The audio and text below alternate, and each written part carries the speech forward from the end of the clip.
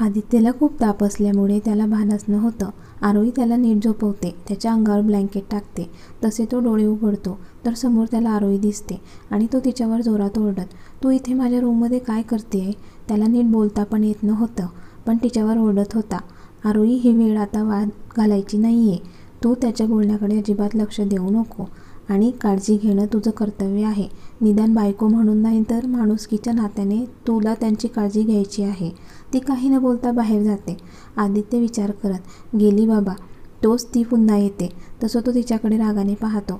"तुला कळत नाही का गं की मुद्दाम कशी वागतेस तू?" त्याची बडबड चालूच असते.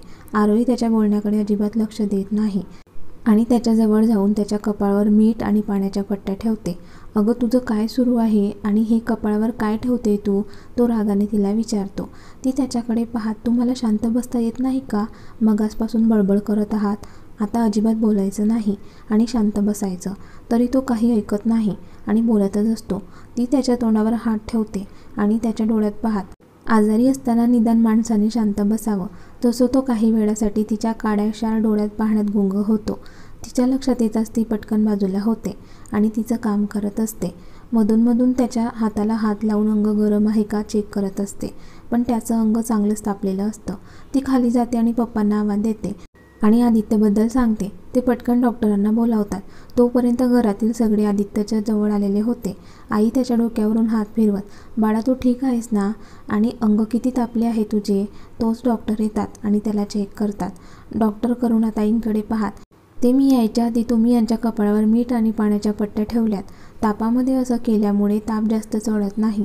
बरं, मी काही मेडिसिन देतो, त्या तुम्ही आणा, ते ठीक होतील." डॉक्टर निघून गेल्यावर आई आरोहीकडे पाहत, "ते आदित्यच्या कपाळावर तू पट्ट्या ठेवल्यास?" आरोही मान हलवून हो म्हणते. तसं आईला बरं वाटतं. त्या मनात विचार करत, "तशी वाईट नाही आहे ही." ती आईकडे पाहत, "ते आई, मी तुम्हाला सांगणार होते, पण यांचे अंग खूप तापलं होतं म्हणून मी त्यांच्याजवळ होते. त्या गडबडीत मी घरात कुणाला काही सांगितले नाही." त्या तिच्या गालाला हात लावत, "ठीक आहे." त्या विचार करतात, "आता तू त्याची काळजी घेतेस आहे तर थांब इथे. त्याला काय हवं नको ते बघ." आईचं बोलणं ऐकून आरोहीला खूप आनंद होतो. घरातील बाकी सगळे निघून जातात. ते सगळे गेल्यानंतर आदित्य तिच्याकडे रागाने पाहत, "तू का थांबलीस इथे? जा माझ्या रूममधून." आरोहीने त्याच्याकडे अजिबात लक्ष दिले नाही. काही वेळाने तो शांत झाला. आरोही त्याची काळजी घेत होती. ती त्याच्याकडे पाहत, "तुम्हाला काही खायचे आहे का?" आता त्याला पण भूक लागली होती म्हणून तो हो म्हणतो. ती पटकन खाली जाते आणि त्याच्यासाठी पातळ खिचडी घेऊन येते. त्याला उठवून नीट बसवते आणि तिच्या हाताने त्याला भरवते. त्यानंतर डॉक्टरांनी दिलेल्या मेडिसिन देते. खूप चांगल्या प्रकारे त्याची काळजी घेत होती ती. ती शांत बसलेली असते. तो तिच्याकडे पाहत, "ते तू जाऊ शकतेस. आता मी ठीक आहे." ती त्याच्याकडे पाहत, "मला माहिती आहे मी तुमच्या रूममध्ये आलेली तुम्हाला आवडत नाही, पण मी इथे तुम्हाला बरं नाही म्हणून आले आहे आणि आजच्या दिवस तरी मी तुमचं काही ऐकणार नाही आणि इथेच राहणार." तिचं बोलणं ऐकून आदित्य काहीही बोलत नाही. गोळ्या घेतल्यानंतर त्याला झोप येते. ती खाली जाऊन पुन्हा त्याच्यासाठी खायला बनवते. तोच प्रतीक येतो. सध्या त्यांची महत्त्वाची कामं खूप पेंडिंग असतात म्हणून तो घरी घेऊन आला होता. हॉलमध्ये सगळेच बसलेले असतात. तोच आरोही पण येते. "दादा, ते यांची तब्येत ठीक नाही आहे आणि ते आत्ताच झोपले आहे. ते उठल्यानंतर तुम्ही सांगा त्यांना." "हो वहिनी, तुम्ही बरोबर बोलताय, पण हे काम खूप महत्त्वाचे आहे आणि ते झालंच पाहिजे." ती त्याच्याकडे पाहत, "मी बघू शकते का ते काम?" प्रतीक गोंधळून तिच्याकडे पाहतो आणि तिला लॅपटॉप ओपन करून देतो. ती भरभर डोळे फिरवून पाहत होती आणि बाकी घरातील तिला पाहत होते. म्हणजे त्यांना आश्चर्य वाटत होतं की आरोहीला काय समजणार ना यामध्ये. तिचं पूर्ण पाहून झाल्यानंतर ती प्रतीककडे पाहत, "दादा, इथे मला काहीतरी गडबड वाटत आहे. तुम्ही एकदा चेक करा." प्रतीक पण चेक करतो. आरोहीने सांगितल्याप्रमाणे बरोबर तिथेच मिस्टेक येत होती. तो डोक्याला हात लावत, "हे कसं शक्य आहे?" हळूहळू आरोही त्याला पूर्ण डिटेल्समध्ये समजावून सांगते. तेव्हा प्रतीकच्या लक्षात येतं की नक्की गडबड कुठे आहे ते. तिचं आणि प्रतीकचं बोलणं घरातील सगळे ऐकत असतात. म्हणजे त्यांना विश्वासच बसत नव्हता की आरोहीला एवढं सगळं कसं माहिती आहे. ती जेव्हा प्रतीकला समजावून सांगत होती, नेमकं त्यावेळेला आदित्य पण तिथे आलेला होता आणि त्याने सुद्धा आरोहीचं बोलणं ऐकलं होतं. त्याच्या मनात विचार येऊन जातो, हिला कसं माहिती आणि जे काही तिने सांगितलं आहे ते अगदी बरोबर समजावून सांगितले आहे. तोच तिचं लक्ष आदित्यकडे जातं. तसं ती उठून त्याच्याजवळ जाते. "अहो, तुम्ही इथे का आलात? मला आवाज दिला असता मी आले असते ना तिकडे. आणि ताप असताना आराम करायचा, असं फिरायचं नाही." तिचे प्रश्नांवर प्रश्न चालूच असतात. आदित्य काही विचार न करता तिच्या तोंडावर त्याचा हात ठेवतो. अगं बाई, श्वास तर घे, किती बोलशील. त्याचा हात तिच्या तोंडावर असल्यामुळे तिला सगळ्यांसमोर वेगळं वाटत होतं. ती नजर इकडे तिकडे फिरवते. त्याच्या पण लक्षात येताच तो पटकन बाजूला होतो. तो प्रतीकजवळ जात लॅपटॉप घेऊन चेक करतो. त्याच्या पण लक्षात येतं आरोहीने जे काही सांगितलं आहे ते बरोबर आहे म्हणून. तो प्रतीककडे पाहत, आपल्याला याबद्दल त्यांना मेल पाठवावा लागेल. हो, मी ती करतोच. बरं, तुझी तब्येत कशी आहे? म्हणजे तू आराम कर. ऑफिसचं अजिबात टेन्शन घेऊ नकोस. बरं चल, मी जातो ऑफिसला. आणि प्रतीक निघून जातो. आरोही आदित्यकडे पाहत, तुम्ही बसा, मी तुमच्यासाठी खायला घेऊन येते. ती जाणार तोच तिचा हात तो पकडतो. तशी ती थांबते. तो तिच्या समोर येतो. त्याने अजून पण तिचा हात सोडलेला नसतो. आरोही गोंधळून, अरे हे कसे आहे? आणि आता सगळे आहेत तरी माझा हात पकडून ठेवला आहे. आदित्य तिच्याकडे पाहत असल्यामुळे त्याला कळत नाही की त्याने तिचा हात पकडला आहे. तो तिच्या डोळ्यात पाहत, तू आता जे चेक केलंस ते आम्ही मागच्या 6 महिन्यापासून त्यावरती काम करतोय. पण आमच्या लक्षात आले नाही. ते तू अर्ध्या तासामध्ये चेक करून कसे सांगितले? ते मी कॉलेजमध्ये असताना इंटर्नशिप केलेली होती. त्यात मी सगळं शिकलेली म्हणून मला माहिती आहे. आणि मी आता जी काही चूक तुमच्या लक्षात आणून दिली आहे ती मी पूर्ण खात्रीने सांगू शकते. त्यात नक्कीच काहीतरी गडबड आहे म्हणून. आदित्य तिचा हात सोडतो आणि ठीक आहे बोलून त्याच्या रूममध्ये निघून जातो. आरोही किचनमध्ये जाणार तोच पप्पा तिला आवाज देतात. तशी ती पप्पांजवळ येते. बाळा, तुझी इंटर्नशिप झाली आहेस तर तू आपल्या ऑफिसमध्ये जाऊन काम करू शकतेस. ते पप्पा पण. आरोही कसला विचार करते? पप्पा, मला आवडेल ऑफिसमध्ये जॉईन करायला, पण यांना कदाचित आवडणार नाही. असंही त्यांना मी त्यांच्या आयुष्यातून जेवढ्या लवकर जाईल तेवढे त्यांना आवडेल. उगाच माझ्यामुळे त्यांना अजून त्रास नको. आरोही, तू जे काही बोलते ते बरोबर आहे. तू आदित्यला मदत केली तर फायदा आपल्या कंपनीलाच होईल. आणि आदित्यची काळजी तू करू नकोस. त्याला मी बघतो. ती काही न बोलता किचनमध्ये निघून जाते. ती किचनमध्ये बाबांच्या बोलण्याचा विचार करत होती. खरं तर मला इंजिनिअरिंग नंतर जॉब करायची होती आणि माझी तर चांगल्या कंपनीमध्ये प्लेसमेंट पण झाली होती. पण लग्नाच्या गडबडीमध्ये त्याच्याकडे दुर्लक्ष झाले. एवढं शिकून मी असं घरी राहिलं तर माझ्या शिक्षणाचा काय उपयोग? मी जर यांना विचारले तर यांना आवडणार नाही. आरोही, असेही ते ओरडत असतात. एकदा विचारून बघूया काय करतील. ओरडतील नाही तर रागावतील. ती पुन्हा त्याच्या रूमच्या बाहेर उभी असते. आज जाऊ की नाही विचार करत असते. आणि शेवटी ती आत जाते. ती दिसताच आदित्य तिला बोलायला लागतो. तुला कळत नाही का गं? किती वेळा सांगितले इथे नकोस येऊ म्हणून, पण ऐकतच नाही. ती शांतपणे त्याचा ओरडा खात होती. त्याच्या लक्षात येतं आपण तिला एवढं बोलतोय पण ही शांत आहे, काहीच बोलत नाही. तसं तो शांत होतो आणि तिच्याकडे पाहत, बोल, का आलीस इथे? ते तू मला जेवणासाठी बोलवायला आले होते. नाही म्हणजे तुम्हाला इथे पाहिजे असेल तर मी इथे आणून देते. आणि ती बाहेर निघून जाते. आरोही तिच्या डोक्यावर टपली मारत, अगं ये, कोणत्या कामासाठी गेली होतीस आणि काय विचारले? तूच मूर्ख आहे आरोही. इकडे आदित्य आरोहीबद्दल विचार करत असतो. ही मला जेवणासाठी बोलवायला आली होती, व रूमच्या बाहेर एवढा वेळ काय करत होती? ही नेमकं तेच मला एवढं सांगायला आली होती का, की तिला वेगळं काही सांगायचं होतं? आदित्य तिचा विचार करत खाली येत असतो. तोच त्याचं लक्ष आरोहीकडे जातं. ती आजी आणि मुक्तासोबत बोलत असते. ती बोलत असताना तिच्या चेहऱ्याचे एक्सप्रेशन, तिचं ते गोड हसणं, तिला त्रास देणारे तिचे सिल्की केस, खूप सुंदर दिसत होती ती. आणि आदित्य तर तिच्याकडे भान हरपून पाहत होता. नकळत तिला बघून त्याच्या चेहऱ्यावर गोड स्माईल येते. तोच त्याला आईचा आवाज येतो आणि तो भानावर येतो. तसा तो खाली येत असतो. पण हे मला काय होत आहे? मी तिच्याकडे का उडला जातोय? आणि तो हसत हसत खाली येतो. पण त्याच्याकडे प्रतीक आणि पप्पांचं लक्ष असतं. ते दोघं एकमेकांकडे पाहतात. प्रतीक हसत, काका पुढचा प्लॅन लवकरच केला पाहिजे. काका पण हसत, हो नक्कीच. ते मस्त जेवण करतात. आता त्यांना आरोहीच्या हातचं जेवण करायची खूप सवय झाली होती आणि ते बघून आरोहीला पण खूप हॅपी होती. जेवण करून आदित्य रूममध्ये जाणार. तोच पप्पा त्याच्याकडे पाहत, आदित्य, तुझ्याकडे काही वेळ असेल तर मी तुझ्या रूममध्ये येतो. मला खूप महत्त्वाचं तुझ्याशी बोलायचं आहे. पप्पा चला, तुम्ही काय बोलायचं आहे आताच बोलूया. आणि ते दोघं आदित्यच्या रूममध्ये जातात. आदित्य, मी जे काही बोलेल त्याचा कदाचित तुला वेगळं वाटेल, पण मी खूप विचार करून हे बोलत आहे. ते मला आरोहीबद्दल मनापासून असं वाटतं की तिला ऑफिस जॉईन करायला पाहिजे. कारण खूप शार्प माइंडेड आहे ती. खूप पटकन लक्षात येतं तिच्या. म्हणून मी असा निर्णय घेतला आहे की तिने ऑफिसमध्ये तुझ्यासोबत काम करावं. आदित्य शांत असतो, काहीच बोलत नाही. पप्पा त्याच्याकडे पाहत, मी तुला फोर्स नाही करणार, पण तू शांतपणे विचार कर. एवढं बोलून ते निघून गेले. आदित्य आरोहीबद्दल विचार करत होता आणि विचार करत तिच्या रूममध्ये येतो. तो तिला आवाज देतो तशी ती गॅलरीमधून रूममध्ये येते. ती पाहते तर आदित्य असतो. तो असा रात्री आल्यामुळे ती त्याला घाबरते, कारण त्या रात्री त्याने तिला किस केले होते. ती त्याच्या नजरेला नजर पण देत नव्हती, खाली बघून बोलत होती आणि आदित्य तिला पाहण्यात गुंग होता. ती टी शर्ट पॅन्टमध्ये खूपच सुंदर दिसत होती. ते तुमची तब्येत ठीक आहे ना, तुम्हाला काही पाहिजे आहे का? त्याचं तिच्या बोलण्याकडे अजिबात लक्ष नव्हतं. तो तिला भान हरपून पाहत होता. त्याच्या मनात विचार येऊन जातो, ही कोणत्याही कपड्यांमध्ये बिना मेकअप पण किती सुंदर दिसते. खरंच नॅचरल ब्युटी आहे ही. मी जर असा तिला पाहत राहिलो तर आता काय होईल ते मला पण माहिती नसणार. ती त्याला आवाज देत असते, पण त्याचं अजिबात लक्ष नसतं. ती त्याच्यासमोर येऊन त्याच्या चेहऱ्यासमोर हात हलवून अहो अहो तसा तो भानावर येतो. मी ठीक आहे, ते तू सकाळी लवकर तुझं आवरून ठेव. उद्यापासून तू आपलं ऑफिस जॉईन करायचं आहे आणि ऑफिस तुझ्या नवऱ्याचं असलं म्हणून हलगर्जीपणा चालणार नाही. मला सगळं काही वेळेवर लागतं आणि ऑफिसची वेळ पण पाळायची. आरोहीला तर एवढा आनंद झाला असतो की ती थँक्यू म्हणताना आनंदाच्या भरात त्याला मिठी मारते, पण तिच्या लक्षात येताच ती पटकन बाजूला होऊन सॉरी म्हणते. तिच्या वागण्याचं त्याला हसू येतं, पण तो दाखवत नाही. मी येईल उद्या ऑफिसला, पण मी काय काम करायचं? आदित्य हसत, ते तू माझी PA म्हणून काम करायचं. ते तुम्ही खरं बोलताय ना की मस्करी करताय माझी? तो तिच्याकडे रागाने पाहत, तू काय जोकर समजतेस का गं मला? मी जे काही बोललो ते खरं बोललो. बरं, सकाळी तयार राहा. आणि तो जायला लागतो. तोच ती त्याला आवाज देते. तसं तो थांबत, आता काय? ते तुम्ही मेडिसिन घेतल्या का? नाही अजून, आता घेईल. बरं, आठवणीने घ्या आणि काळजी घ्या आणि रात्री काही लागलं तर मला आवाज द्या. देईल. एवढं बोलून तो निघून गेला.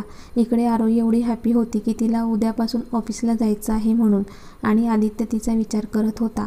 खरंच कशी आहे नाही, पण माणसं कशी जपायची आणि आपल्या माणसांची कशी काळजी घ्यायची हे चांगलंच माहिती आहे तिला. आता तिने सांगितले आहे तर मेडिसिन घेतो आणि झोपतो. तो मेडिसिन घेतो आणि तिचा विचार करत झोपतो. आरोही ऑफिसला जायचं आहे म्हणून खूप हॅपी होती आणि सकाळी लवकरच उठते, कारण आदित्यचं बोलणं तिच्या चांगलंच लक्षात असतं की ऑफिसच्या बाबतीत कुठलाही हलगर्जीपणा चालणार नाही, म्हणून ती तिचं आवरायला जाते. खरं तर तिच्याकडे ऑफिसला काय घालायचे कपडे नव्हते, म्हणून ती टॉप आणि लेगिन्स घालते. केसांची छान पोनी पाडते, कपाळाला छोटी टिकली, डोळ्यात काजळ, गळ्यात अशा टाईपची चेन घालते की वाटत नाही ते मंगळसूत्र आहे. तिचं आवरून आरशात पाहते. आरोही एकदम परफेक्ट, आणि तिची पर्स घेऊन ती बाहेर येते. नेमका आदित्य पण त्याच आवरून बाहेर येत असतो आणि त्याचं लक्ष तिच्याकडे जातं आणि तो भान हरपून तिच्याकडे पाहत असतो. अरे, ही रोज रोज एवढी सुंदर कशी दिसते? त्याच्या मनात विचार येऊन जातो. खरंच खूप सुंदर आहे माझी बायको. आणि त्याच्या लक्षात येतं की तो तिला बायको म्हणाला. तो भानावर येत, हे काय होत आहे मला? मी हिला कसं बायको म्हणू शकतो? माझं तर अनिशावर प्रेम आहे. पण ते काही असो, अनिशापेक्षा खूप सुंदर आहे ही. आरोहीचं लक्ष त्याच्याकडे असतं. यांना मध्येच काय होतं काय माहिती, असे एकसारखे पाहत असतात. मी ठीक तर दिसत असेल ना, नाहीतर सकाळी सकाळी ओरडतील मला. ती त्याच्याजवळ येऊन, अहो काय झालं? तो तिच्याकडे पाहत, नाही काही नाही, चल, आणि ते जायला लागतात. तो पुढे आणि ती मागे चालत असते. यार, एवढ्या वर्षात माझ्यासोबत PA म्हणून मुलंच राहायची. पहिल्यांदा मुलगी आणि ती पण एवढी सुंदर, आणि ती माझीच बायको. काय भारी ना? तो चालत असताना विचार करत असतो आणि गालातल्या गालात हसत असतो. तोच प्रतीक आणि पप्पांचं लक्ष त्या दोघांकडे जातं आणि आज पण आदित्यला असं हसताना बघून ते दोघं एकमेकांकडे पाहत, काका आता तर लवकरच काहीतरी केलं पाहिजे. ते दोघं खाली येतात. सगळे नाश्त्यासाठी जमलेले होते. आरोही ऑफिसला जाणार आहे म्हणून घरातील खूप हॅपी होते, पण आदित्य तिची ओळख ऑफिसमध्ये सांगणार नव्हता. ती घरी त्याची बायको असली तरी ऑफिसमध्ये ती इतर लोकांप्रमाणे एम्प्लॉई म्हणून काम करणार होती, आणि हे आरोहीला पण मान्य होतं. नाश्ता करतात, त्यानंतर आरोही सगळ्यांना नमस्कार करते. आजी तिला पंचामृत खायला देतात आणि तिच्या डोक्यावरून हात फिरवत, बाळा खूप मन लावून आणि मेहनतीने काम कर. मुक्ता पण हसून, वहिनी तुला पुढील कामांसाठी बेस्ट ऑफ लक. आरोही हसून तिला थँक्यू म्हणते. ते दोघं जायला लागतात. आरोही विचार करत, आता मला यांच्यासोबत जायचं आहे का? तोच प्रतीक पण येतो.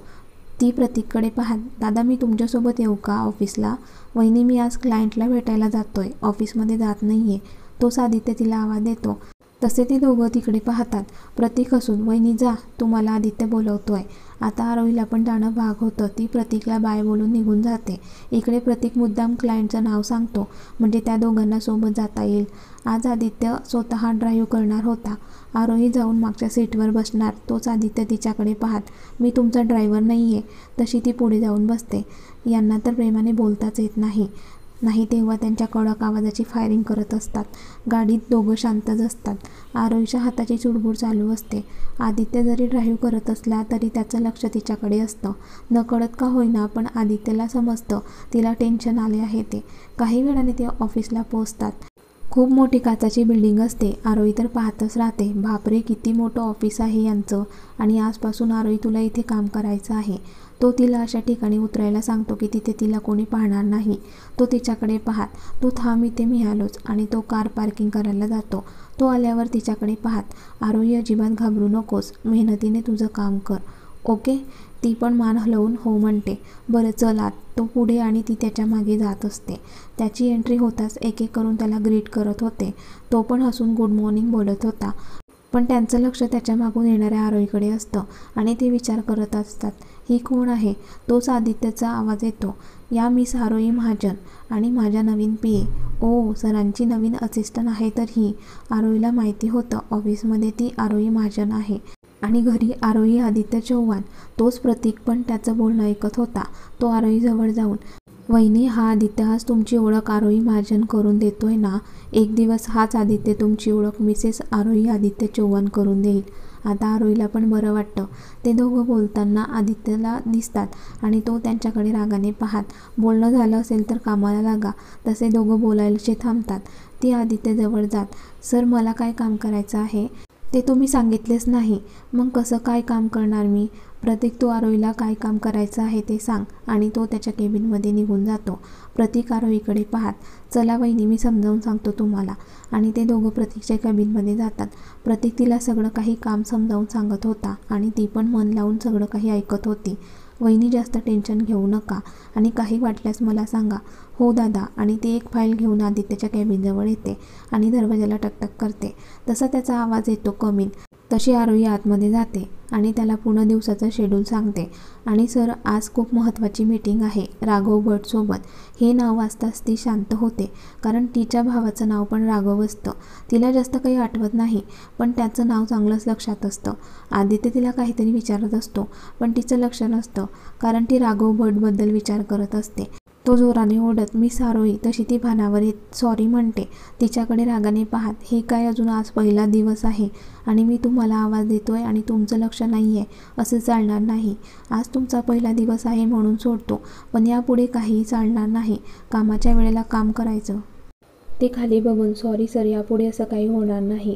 ती तिच्या कामात बिझी होते आणि आदित्य त्याच्या कामात. आता मीटिंग असल्यामुळे ती त्याची सगळी तयारी करत होती. आता तिला पण राघव भट कोण आहे त्यांना पाहायची उत्सुकता लागली होती. तोच राघव भट यांची एंट्री होते. प्रतीक त्यांना वेलकम करतो आणि कॉन्फरन्स रूममध्ये घेऊन जातो. ती मीटिंग यासाठी होती, आरोहीने जो काही इश्यू लक्षात आणून दिला होता त्याबद्दल. ते आत येताच आदित्य राघवकडे पाहत, welcome mister Raghav Bhat and nice to meet you. Thank you mister Chavan. आणि ते मीटिंग स्टार्ट करतात. सॉरी मिस्टर आदित्य, आमच्या एका एम्प्लॉईच्या चुकीमुळे तो इश्यू क्रिएट झाला. आम्ही आमच्याकडून इश्यू क्लिअर करण्याचा प्रयत्न करू. पण थँक्यू तुम्ही विश्वास ठेवून पुन्हा एक संधी दिली म्हणून. मिस्टर भट, इट्स ओके, मी समजू शकतो. माझा तुमच्यावर पूर्ण विश्वास आहे. तुम्ही काळजी करू नका. हा प्रोजेक्ट आम्ही तुमच्या कंपनीसोबतच करणार आहोत त्यामुळे तुम्ही निश्चिंत राहा. आरोही आदित्यच्या बाजूला उभी असते.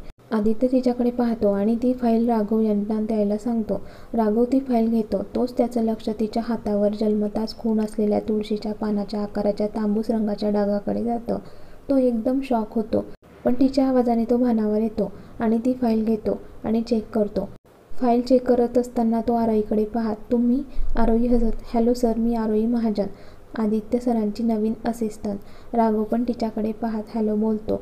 इकडे आदित्यला जरा आरोहीचा रागच येतो. तो विचार करत, ही आरोही चव्हाण आहे आणि हिने आरोही महाजन का सांगितले.